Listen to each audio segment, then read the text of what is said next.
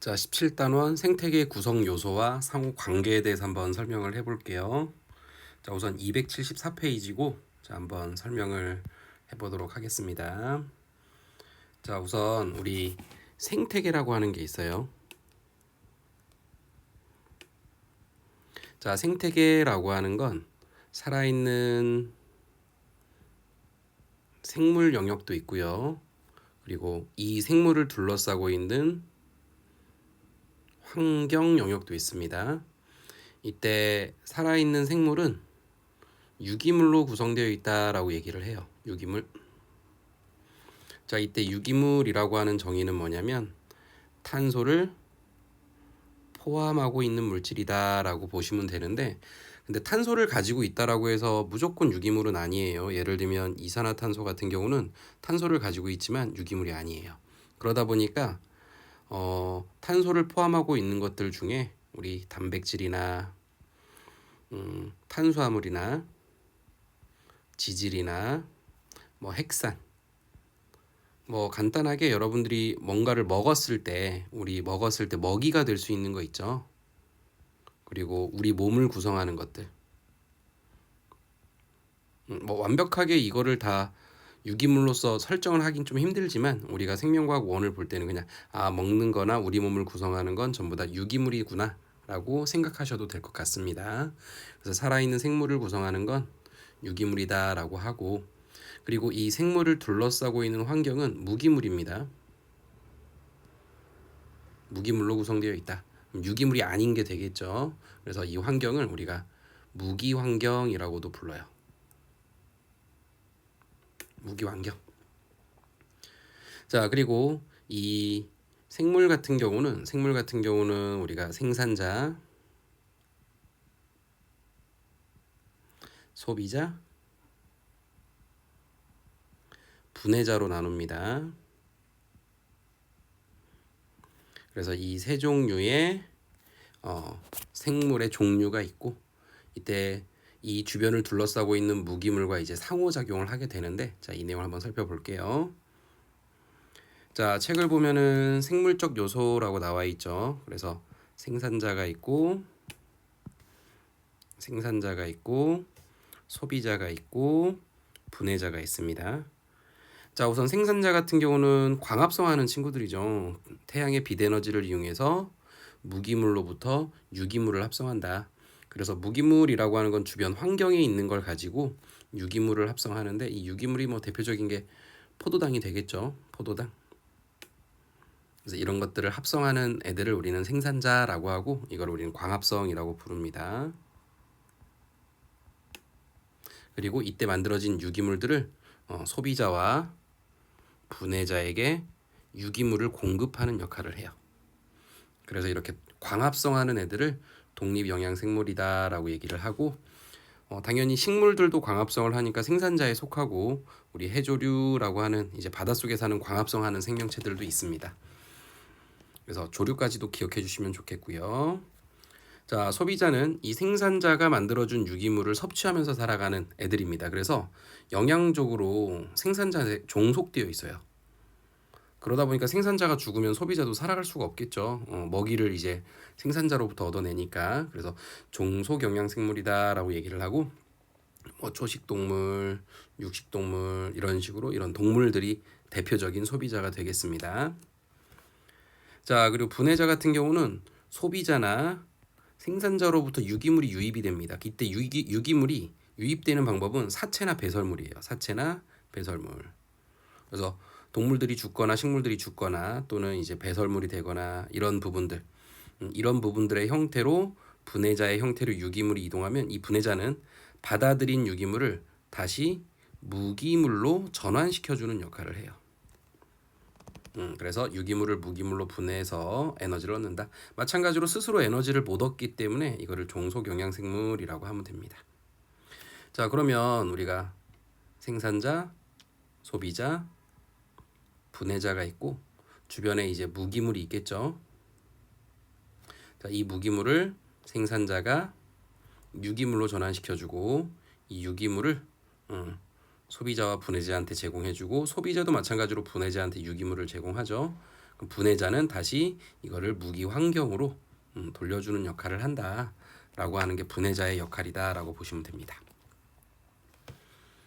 자, 그리고 비생물적 요소에서 아까 환경이라고 했죠. 이거 환경을 얘기하는 겁니다. 환경. 그래서 빛, 온도, 물, 공기, 토양, 무기염류 등 해가지고 우리 생물들을 둘러싸고 있는 이런 것들을 우리는 비생물적 요소라고 하고, 이것도 마찬가지로 생태계에 포함이 된다라고 보시면 돼요. 됐죠? 자, 그러면 잠깐 여기다가 얘기를 해보자면, 여러분들 살아있는 생물들 있죠? 생물들이 있겠죠? 그리고 이 생물을 둘러싸고 있는 환경적인 요인이 있을 겁니다. 이때 생물들끼리는 서로 영향을 미치는 상호작용을 합니다. 그래서 생물들 사이에 상호작용을 한다라고 하고, 그리고 환경이 생물들에게 영향을 줄 수가 있겠죠. 이거를 작용이라고 하고요. 그리고 생물들이 환경한테 거꾸로 영향을 줄 수도 있어요. 이거를 반작용이라고 해요. 그래서 이번 파트에 제일 중요한 게 이제 작용, 반작용, 상호작용에 대해서 배울 건데, 예전에는 환경이 생물에게 영향을 주는 이 작용 파트에서 굉장히 많이 나왔거든요. 근데 요즘은 또 이게 안 나오는 추세고 교과서에서 좀 빠지는 추세입니다. 그리고 반작용 같은 경우는 생물이 환경한테 영향 주는 거니까 이걸 우리 지구과학 때 어떤 환경 오염 뭐 이런 것들 많이 배우긴 하죠. 그래서 이것도 잘 안 나오고요. 나오긴 합니다. 그냥 정말 상식적으로 풀 수 있는 유형의 문제로 나오고, 가장 포인트 잡아야 될 건 생물들끼리 어떤 영향을 미치나요? 상호작용이 제일 중요해요. 상호작용이 제일 중요하다. 그래서 우선은 개정되고 나서 이 작용에 관련된 내용이 나올지 안 나올지 모르는 상태였는데, 어쨌든 작년에는 이거에 대해서 나온 적은 없고요. 이거에 대해서 나온 적은 없고, 이 작용에 대한 내용이 몇 페이지까지 설명이 되어 있냐면 쭉 보면은 우선은 279페이지까지가 전부 다 작용에 대한 내용이에요. 이거는 선생님이 실제 수업을 할 때도 설명을 해보자면 나오지 않을 것 같지만 불안해서 하는 파트다라고 설명을 하는데, 지금 여러분들이 6평이 얼마 안 남은 상황에서 안 나올 가능성이 너무 높은 이 부분을 하는 게 조금 비효율적일 것 같아서, 자, 이 부분은 지금 아까 말씀드린 부분 파트 있죠. 여기 있는 279페이지까지에 대한 내용은 여러분들이 우선은 넘어가도록 하겠습니다. 여기 같은 경우는 단 한 번도 안 나오고 교과서에서도 많이 빠져 있는 상태이기 때문에 불안해서 넣은 거예요. 개정 전에 있었는데. 그러다 보니까 이 파트는 선생님이 넘어가도록 하고, 만약에 6평 이후에 시간이 된다면 아마 선생님이 설명은 해줄 것 같아요. 이 부분은 혹시 모르니까. 그래서 6평 이후에 시간이 된다면 설명을 한번 해보도록 하겠습니다. 자, 그러면 여러분들 이제 나올 수 있는 부분을 좀 집중적으로 보셔야 될 것 같은데, 그게 18단원입니다. 여기 별표 치시고, 자, 이 부분에 대한 설명을 한번 해볼게요. 자, 우선 우리가 어느 생태계에 A라고 하는 종들이 무리지어 살죠. 그리고 또 B라고 하는 종들이 잠시만요. B라고 하는 종들도 무리지어 살 수도 있습니다. 그리고 C라고 하는 종들도 무리지어 살 수 있어요.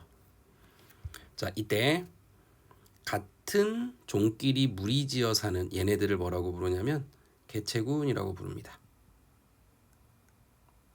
그러면 B들이 무리지어 사는 것도 개체군이 되고 C들이 무리지어 사는 것도 개체군이 됩니다. 그래서 지금은 개체군이 3종류가 있는 거죠. 자, 그리고 이 개체군들을 다 묶으면 개념이 개체군의 집단이죠. 그래서 이거를 줄여서 군집이라고 부릅니다. 군집. 그래서 개체군과 군집. 개체군은 중요한 용어가 같은 종이 무리지어 있다.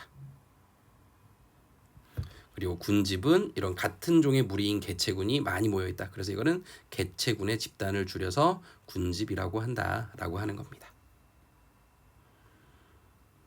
자, 그러면 여기서 개체군이란 한 지역에서 같이 생활하는 동일한 종, 여기 밑줄 그어야 되겠죠. 이 동일한 종의 개체들로 이루어진 집단이다. 자, 그래서 개체군의 특성에서 밀도라고 하는 게 나와 있는데, 이 개체군의 밀도라고 하는 건 인구 밀도하고 굉장히 비슷한 개념입니다.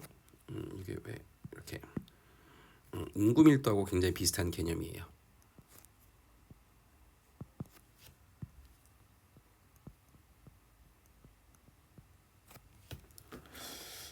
인구 밀도, 이거 선생님이 누르는 게 세서 좀 낙서가 되는 모양이네요.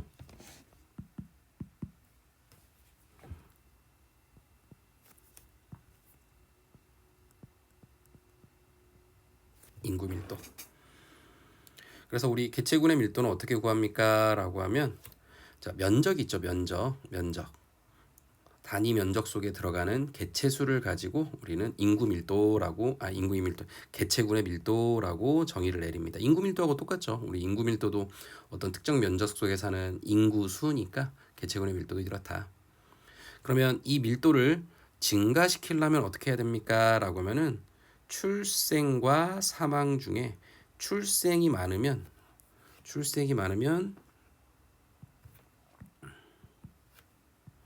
이런 식으로 밀도가 증가합니다. 당연히 출생이 많으면 개체수가 많아질 거니까요. 그리고 이입과 이출. 이입은 뭐냐면 이사 들어오는 거예요. 개체군이 이렇게 있으면 A 집단이 이렇게 있으면 외부에서 A가 들어오는 걸 이입, A가 나가는 걸 이출이라고 해요. 이출.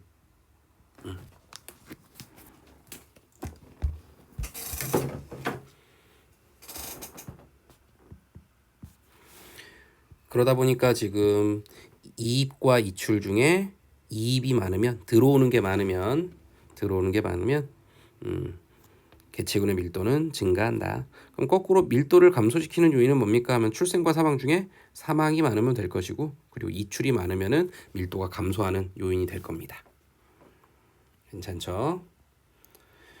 자, 그러면 여기 개체군의 생장 곡선에 대해서 볼 건데, 여기는 별표 칩시다. 참 많이 나오는 부분 중에 하나고요. 자, 한번 볼게요. 자, 이 곡선인데, 자, 우선 x축은 시간입니다. y축은 개체수고요.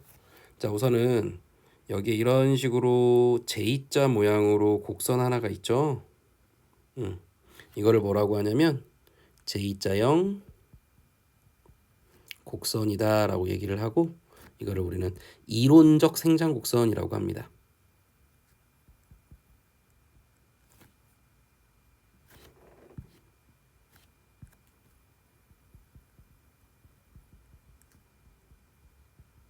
이론적 생장 곡선. 그래서 이론적으로는 이런 식으로, 예를 들면 우리 인간 같은 경우는 자손에 대한 수를 조금 제한을 하죠. 먹고 살기 힘드니까. 하지만 동물들은 아기를 낳을 수 있을 때까지 최대한 많이 낳으려고 노력을 해요. 그래서 한 부부, 이제 한 수컷과 한 암컷이 만나면 최대한 많이 낳다 보니까 웬만하면 2개체를 넘어서게 돼요. 그러다 보니까 2개체가 4개체가 되고 4개체가 8개체가 되고 이런 식으로 증가하다 보니까 이런 식으로 굉장히 기하급수적으로 증가하는, 개체수가 증가하는 게 이론적 생장 곡선입니다. 자, 하지만 여기 지금 보니까 실제 생장 곡선이라고 해서 이렇게 나와 있죠. 이걸 우리 S자형 곡선이라고도 불러요. S자형 곡선. 그래서 실제 생장 곡선이라고 하는데, 실제로는 이론적으로는 이만큼 증가해야 맞는데 실제는 이 정도의 개체밖에 증가하지 못합니다 라고 하는 뜻이죠. 그러면 이론적보다는 실제는 좀 적게 나타난다라는 뜻인데, 이때 왜 이렇게 됩니까? 라고 하면 이 차이를 뭐라고 부르냐면 환경 저항이라고 불러요.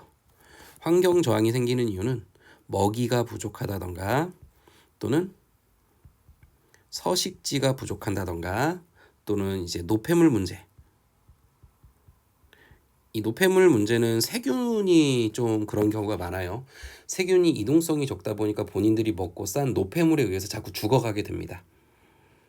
그래서 먹이, 서식지, 노폐물, 이런 문제들로 인해서 이론적보다는 실제 생장 곡선이 좀 개체수가 적게 나타난다라고 하는 겁니다. 환경 저항 때문에. 자, 근데 지금 또 그래프를 보니까 S자형 실제 생장 곡선을 보면은 이렇게 증가를 하다가 더 이상 증가하지 못하는 요 선이 생겼죠. 이 선을 절대 못 넘어가고 있죠. 그래서 이 값을 뭐라고 부르냐면 환경 수용력이라고 불러요. 이 환경은 이 개체들을 이 정도까지 수용할 수 있다라고 하는 겁니다. 그러면 환경의 능력치를 얘기하는 거죠. 이거는 환경의 능력치를 얘기하는 거기 때문에 그 환경이 이 생물들에게 먹이를 제공할 수 있는 정도가 이 정도밖에 안 된다. 서식지 제공할 수 있는 정도가 이 정도밖에 안 된다. 그럼 이 환경 수용력을 결정하는 요인은 뭐냐라고 하면은 첫 번째 강수량이고요. 두 번째 온도입니다. 강수량이 클수록 온도가 높을수록 환경 수용력이 높아지는 경향이 있어요. 예를 들면 여러분들 사막의 환경 수용력을 생각해 보세요. 사막에는 생물이 별로 없는 편이죠. 그러다 보니까 수용력이 굉장히 낮은 편이고 열대우림 같은 경우는 굉장히 생물이 굉장히 많죠. 뭐 벌레들도 많고 그 말은 뭐냐면 환경 수용력이 좋다는 얘기예요. 이 두 지역의 차이를 생각해 보자면 결국은 식물들입니다. 생산자들. 생산자가 얼마나 많은 양의 유기물을 생산하느냐가 결국은 환경 수용력을 결정하게 되고 그래서 이 강수량과 온도라고 하는 건 결국은 광합성과 비례하는 값이에요. 광합성이 잘 일어날 수 있는 조건이냐. 그래서 광합성이 잘 일어나면 먹이 제공이 수월해지고 환경 수용력도 좋아지게 된다라고 보시면 됩니다. 됐죠? 그리고 이 실제 생장 곡선의 그래프의 기울기를 뭐라고 하냐면은 지금 이게 x축이 원래 기울기라고 하는 건 x축분의 y축을 가지고 얘기하는데 x축이 시간이 나와 있죠. y축이 개체수입니다. 그럼 해석을 해보자면 이 기울기를 단위 시간당 개체수 증가율을 얘기하는 거죠. 개체수 증가율. 그러다 보니까 이때 얼마나 개체수가 증가하고 있느냐를 나타내는 게 그래프의 기울기고 그래프의 기울기가 가파르다는 얘기는 시간당 증가율이 큽니다. 그리고 완만하다는 얘기는 시간당 개체수 증가율이 작습니다. 그러면 이 시간분의 개체수 증가율이라고 얘기를 하는데 이때 얘는 뭐에 의해서 결정이 되냐면 자 우리 출생 빼기 사망 요 값하고 비례하게 돼요. 우리 출생 빼기 사망 값이 크다는 얘기는 개체수가 많이 증가한다는 얘기죠. 출생이 많고 사망이 많으면. 그리고 이입 빼기 이출이 크면 클수록 역시나 이 개체수 증가율이 커지기 때문에 그래프의 기울기가 커지게 돼요. 그래서 출생 빼기 사망이나 이입 빼기 이출 이 값과 비례하는 게 그래프의 기울기다 라고 생각해 주시면 좋겠습니다. 이해되시죠? 자, 이렇게 해서 우리가 개체군의 생장 곡선에 대해서 배워봤고요. 자, 여기 밑에 내용이 나와 있으니까 한번 정리해 주시고 이번에는 개체군의 생존 곡선입니다. 개체군의 생존 곡선. 자, 생존이라는 말이 나왔죠. 아까는 생장 곡선이었습니다. 근데 이번에는 생존 곡선이 얼마나 생존하느냐에 대한 내용입니다. 자, 그럼 한번 그래프를 살펴보면 자, 우선 x축은 상대 수명이라고 나와 있네요. 그래서 모든 개체는 이때 태어나고 요때 죽는다. 0일 때 태어나고 100일 때 죽습니다. 라고 해서 이건 개체마다 다른 거기 때문에 상대적으로 표현한 겁니다. 그리고 y축에는 생존 개체수에서 100, 11 이렇게 나와 있습니다. 됐죠? 자, 그러면 1년 같은 경우는 지금 보니까 이런 식으로 그래프가 형성이 되어 있죠. 지금 이 그래프는 분명히 여기가 태어나고 여기가 죽는 거기 때문에 이 앞쪽은 어린 개체들이 되죠. 어린 개체들. 근데 어린 개체들일 때 생존한 개체수가 굉장히 많은 값을 유지하고 있습니다. 많은 값. 근데 E형 같은 경우는 이런 그래프란 얘기는 이만큼 어린 개체가 죽어간다는 얘기고, 3형 같은 경우는 어린 개체가 이만큼이 줄었다는 얘기는 지금 이 화살표의 길이가 사망을 얘기하는 거죠. 어릴 때 사망. 그러다 보니까 1형은 초기 사망률이 굉장히 낮은 편이고요. 3형 같은 경우는 초기 사망률이 굉장히 큰 편이에요. 그죠? 2형은 중간이 될 것이고, 그러다 보니까 1형 같은 경우는 초기 사망률이 낮은 편이다. 그럼 왜 초기 사망률이 낮습니까? 라고 하면은 포유류 같은 애들의 특징인데, 포유류의 정의가 젖을 먹이는 종을 우리 포유류라고 하죠. 그 말은 뭐냐면 젖이 있다는 얘기는 어릴 때 아이들을 독립시키는 게 아니라 어느 정도 키운다라는 뜻이죠. 키운다. 보호를 한다는 얘기죠. 그래서 보호를 좀 많이 받아요. 어릴 때. 보호를 많이 받을 수 있는 이유는 개체수, 자손의 개체수가 적기 때문에 나타날 수 있는 거예요. 자, 근데 3형 같은 경우는 초기 사망률이 굉장히 높죠. 초기 사망률이 높은 이유는 개체수가 너무 많아서 보호를 받기가 힘들다라고 하는 겁니다. 그래서 가장 대표적인 게 어류인데, 우리 포유류하고 어류의 가장 큰 차이는 뭐냐면 정자와 난자가 수정이 되는 장소가 포유류는 엄마 뱃속이에요. 그러니까 이미 수정이 되고 수정란이 됐을 때 엄마 뱃속에 있으니까 보호를 받게 되겠죠. 하지만 어류 같은 경우는 물속 생활을 하다 보니까 정자와 난자를 물속에 뿌려가지고 수정을 시킵니다. 그럼 나타나는 현상이 물속에서 수정이 이루어지게 되면 바로 포식자들에게 먹이가 되겠죠. 그러다 보니까 보호를 못 받는 거예요. 그 대신 자손의 개체수는 정말 몇만 마리씩, 몇십만 마리씩 낳겠죠. 그래서 이런 특징을 가지고 있는 게 생존 곡선이 되겠습니다. 자, 그래서 조금 외워둘 거 1형의 종류들 좀 기억합시다. 사람, 대형 포유류 이런 것들이 1형이고요.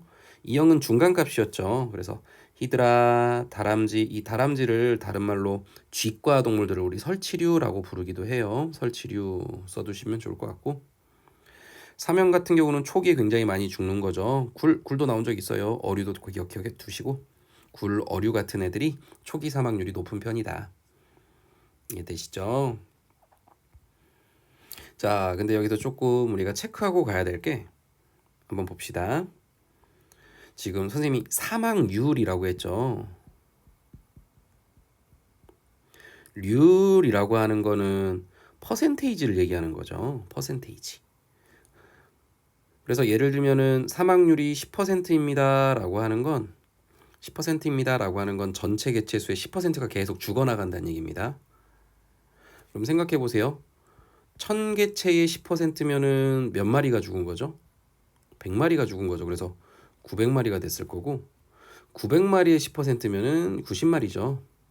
그래서 아마도 810마리가 됐을 거고, 그러니까 지금 똑같이 10%가 죽었지만 죽은 개체수는 다르죠.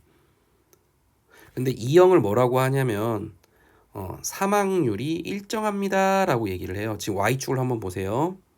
Y축. 자, 그래서 지금 이거 그래프를 잠깐 지우고 Y축을 보면은 개체수가 눈금이 다르죠. 지금 자, 여기는 100개체고요. 여기는 10개체. 그럼 요 사이는 90개체가 줄어든 겁니다. 근데 여기는 10개체고 1개체니까 1개체니까 여기는 9마리가 죽은 거죠. 그리고 여기는 이제 1마리가 죽은 거고.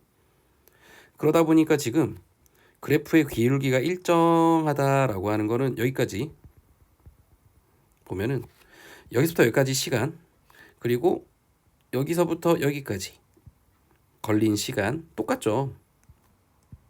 그러니까 같은 시간 동안에 같은 개체수가 줄어든 게 아니에요. 같은 시간 동안에 같은 개체수의 감소가 일어난다가 아니라 같은 시간 동안에 몇 퍼센트가 줄었죠? 90%가 줄었죠? 마찬가지로 두 번째 시간에서도 같은 시간 동안에 90%가 줄었어요. 사망하는 비율이 일정하다라는 건 개체수가 똑같이 죽는다가 아니라 전체 개체수 중 죽어가는 비율이 일정하다라고 하는 겁니다. 그러다 보니까 이 그래프의 기울기는 사망 개체 수가 아니라 사망률을 얘기한다. 사망률, 퍼센테이지를 얘기하는 것이다. 이것도 조금 조심해 주시면 좋은 그래프입니다. 그래서 항상 Y축이나 X축의 눈금을 보는 것도 굉장히 중요해요. 이거 낚시 문제로 많이 나오니까. 자, 그다음 간단한 내용입니다. 개체군의 연령 피라미드가 있네요. 자, 보니까 생식 전 연령층, 이걸 사춘기 전후로 보시면 됩니다. 사춘기 전에는 자손 번식이 안 되죠. 그리고 자손 번식하는 연령층, 생식 후 연령층은 이제 생식 능력이 이제 노화로 인해서 생식 능력이 떨어진 연령층입니다. 그래서 발전형은 생식 전 연령층이 좀 많은 편이고, 안전형 같은 경우는 좀 균형적으로 이루어져 있고요. 그리고 쇠퇴형 같은 경우는 이제 생식 후 연령층이 너무 많고 생식 전 연령층이 너무 적을 때 쇠퇴형이라고 하고, 이때 발전형, 안정형, 쇠퇴형 같은 경우는 결국 무엇을 의미하냐면 개체군의 수를 얘기하는 겁니다. 개체수들이 앞으로 어떻게 될 것이냐. 그래서 뭐 우리나라 같은 경우는 뭐 이런 쇠퇴형이라서 지금 좀 인구 밀도가 좀 생식 후 연령층인 노화되신 분들이 좀 많은 편이죠. 그래서 인구가 굉장히 위험한 상태라고 하죠. 그래서 이런 것들 감안해 주시면 될 것 같습니다. 자, 그다음 개체군의 주기적 변동입니다. 주기적 변동. 자, 이것도 한번 설명을 해볼게요.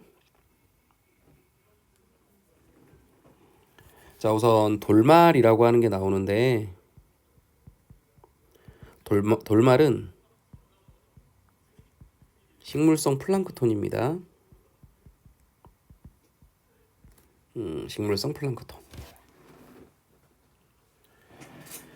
자, 여기 있는 식물성 플랑크톤은 당연히 광합성을 하고 살겠죠. 그러다 보니까 광합성을 하는 애들이고, 광합성이 잘 되면 여기 있는 돌말의 수도 잘 늘어나게 됩니다. 먹을 걸 많이 합성한다는 얘기니까.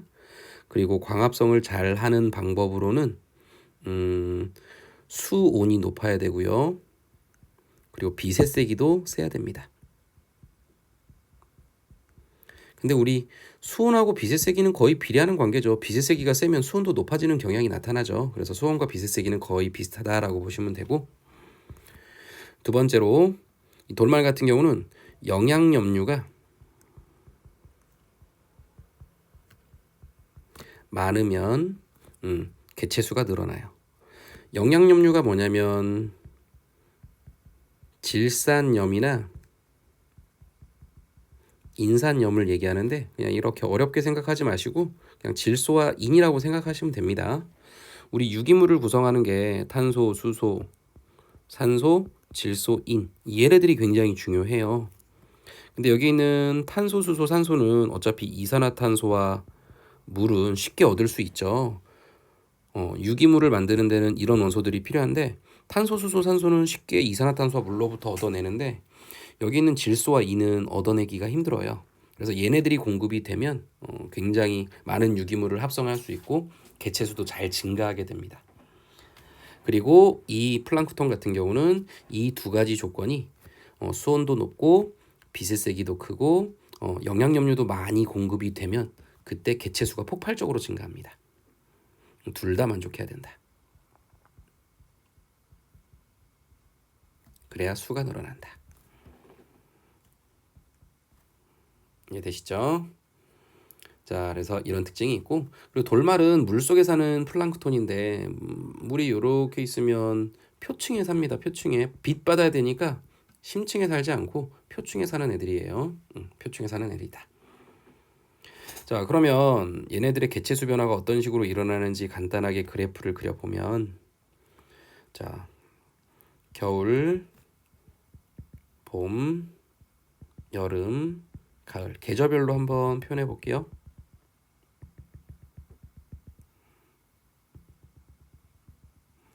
자, 우선은 계절별로 여러 가지 요인을 체크해 볼 건데, 자, 첫 번째로 선생님이 수온하고 빛의 세기를 한번 해볼게요. 수온하고 빛의 세기는 겨울에는 낮은 편입니다. 그리고 봄을 지나서 여름이 되면 굉장히 높아지겠죠. 그죠? 그래서 이게 수온과 빛의 세기고. 자, 두 번째로 여기에다가 영양염류 한번 써볼게요. 자, 근데 영양염류는 조금 선생님이 설명을 드려볼게요. 보세요. 바다가 있으면 우리 돌말들은 이 표층에 산다 그랬죠. 표층에. 근데 이 질산염, 인산염이라고 하는 영양염류는 어떻게 물속에 공급이 되냐면 사체나 배설물이에요. 사체나 배설물 속에 영양염류들이 많이 들어있기 때문에 사체 배설물이고, 이 사체 배설물들은 바닥에 이렇게 깔려 있어요. 영양염류는.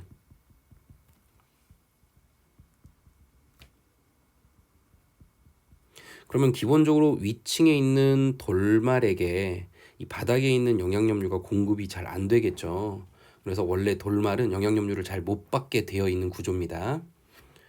자, 하지만 겨울에는 날씨가 굉장히 차갑죠.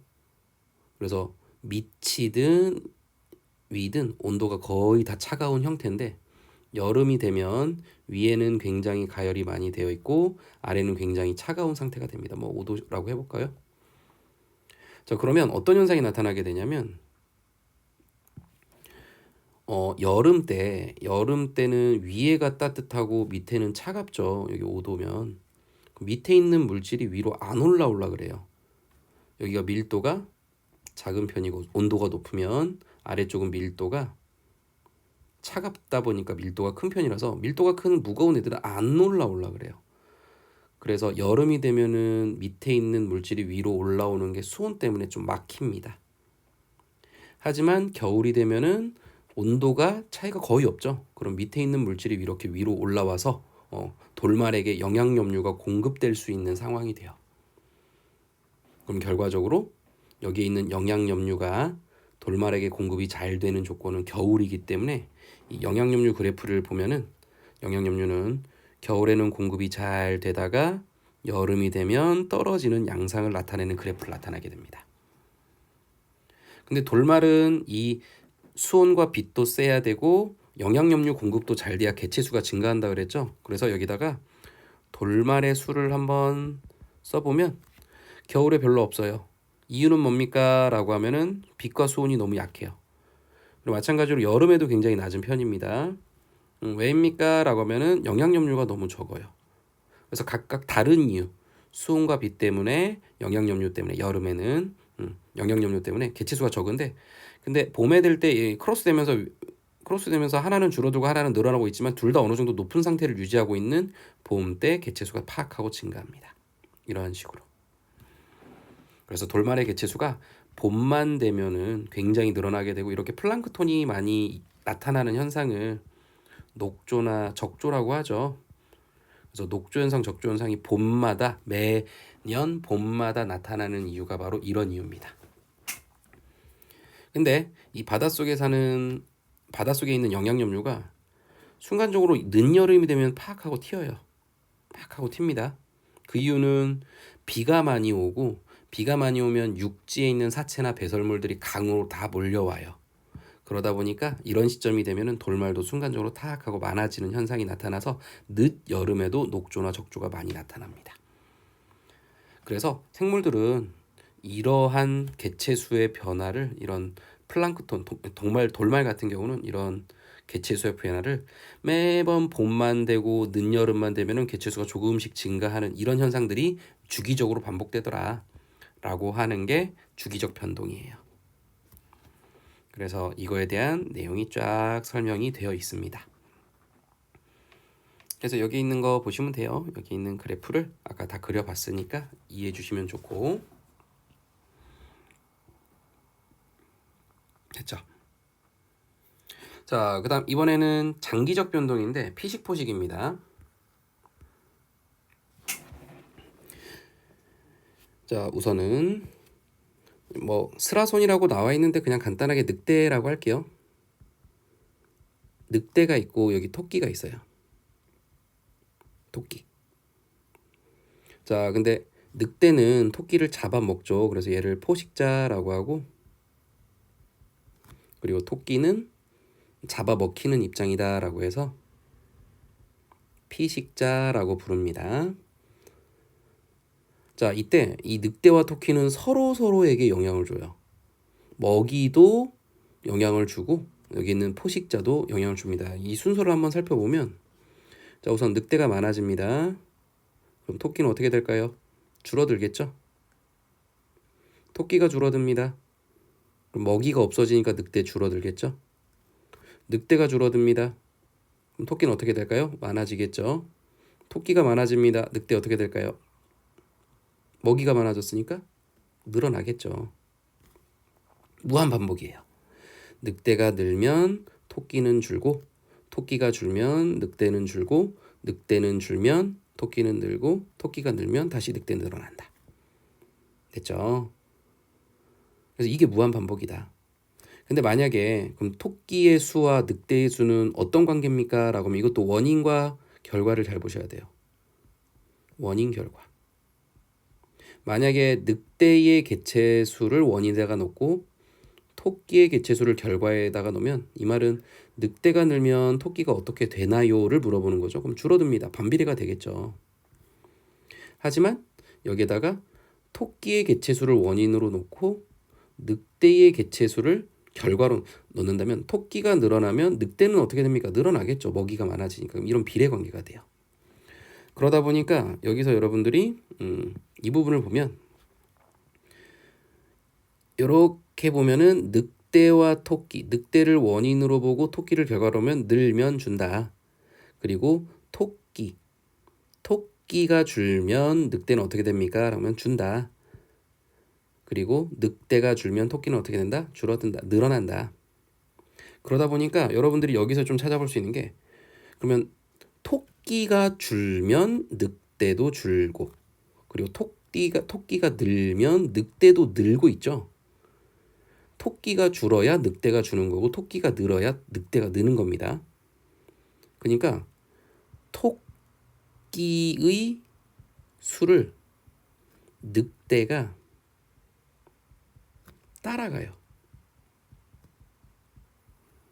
토끼의 수를 늑대가 따라감. 그러다 보니까 토끼 수, 개체수 그래프가 조금 선행이 되는 양상이 나타나고요. 그리고 늑대 개체수가 그거를 따라하는 형태가 나타나요. 그러다 보니까 지금 이 그래프를 보면 이게 좀 복잡하게 나와 있는데, 토끼 그래프가 먼저 증가하고요. 뒤늦게 늑대의 그래프가 나중에 증가하죠. 이런 식입니다. 그러니까 이게 이렇게 복잡하게 나오진 않고, 여기도 마찬가지입니다. 토끼가 먼저 느니까 늑대가 뒤늦게 늘고 있고, 토끼가 먼저 주니까 늑대도 뒤늦게 쫓아가는 양상을 나타낸다.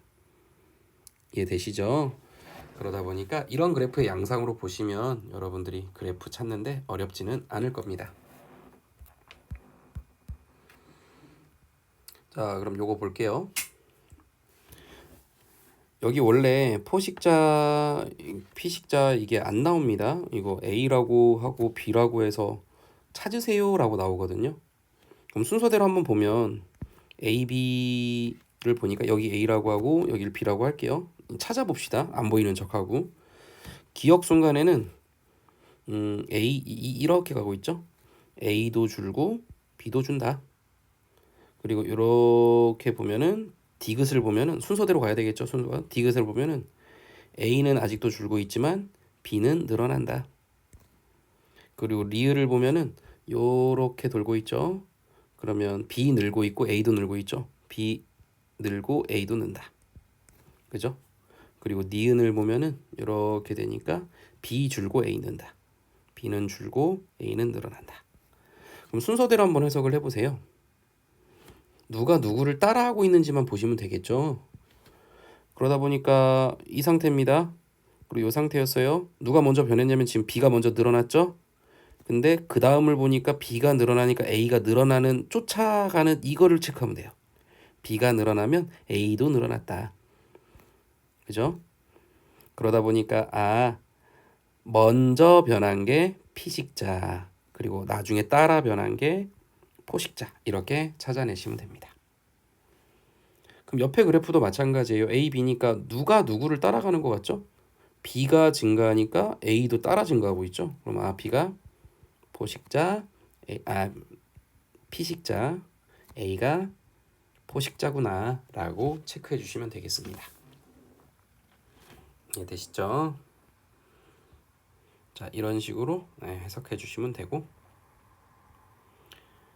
자, 마지막으로 개체군 내의 상호작용입니다. 개체군 내의 상호작용.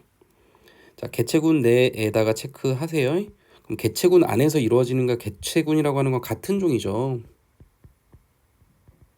그래서 같은 종끼리 어떤 영향을 미치느냐라고 하는 건데, 기본적으로 같은 종이면 피식이나 포식 관계는 없어요. 피식 포식 관계는 없습니다. 뭐 먹고 먹히고 얘가 상위 영양 단계고 얘가 하위 영양 단계다의 개념은 없어요. 그럼 우선 얘네들은 같은 종이니까 원래 모든 생명체들은 같은 종의 번영, 번식 이런 거에 목적을 두기 때문에 기본적으로 경쟁을 피하려는 목적을 갖습니다. 경쟁을 안 하려고 하는. 그러니까 싸워서 이긴다의 개념이 아니라 최대한 경쟁 안 하고 우리가 어떻게 하면 같이 잘 살 수 있을까의 개념으로 좀 보시면 돼요. 자, 첫 번째로 텃세입니다.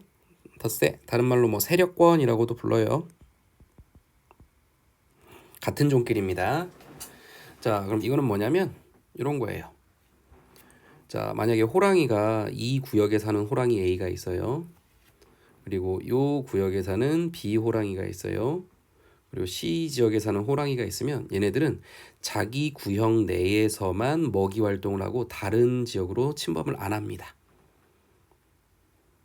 만약에 다른 지역으로 침범하면 A와 B는 목숨 걸고 싸워야 돼요. 그래서 자기의 영역을 설정한다라고 하는 게 텃세의 세력권입니다. 알겠죠? 그러면 이거 하는 장점이 뭡니까? 라고 하면은 굳이 이렇게 나누어 살면은 싸울 일이 없거든요. 그래서 불필요한 싸움을 방지하는 효과가 나타난다. 그래서 물개, 얼룩말, 까치, 은어 체크해 두세요. 뭐 백로 이런 것들이 전부 다 텃세를 하고 뭐 사람도 하죠. 여러분들 집이라고 하는 게 전부 다 자기 영역이니까. 자, 두 번째 순위제, 리더제 같이 한번 봐볼게요. 개체들이 있으면 순위제는 뭐냐면 순위제는 1등, 2등, 3등, 4등, 5등 이런 식으로 순위가 다 매겨지는 게 순위제라면 리더제는 리더 한 명이 있고 나머지는 전부 다 동등한 입장. 이런 게 바로 리더제입니다. 이것도 전부 다 안 싸우고 잘 생활하기 위해서 진행을 하는 거예요.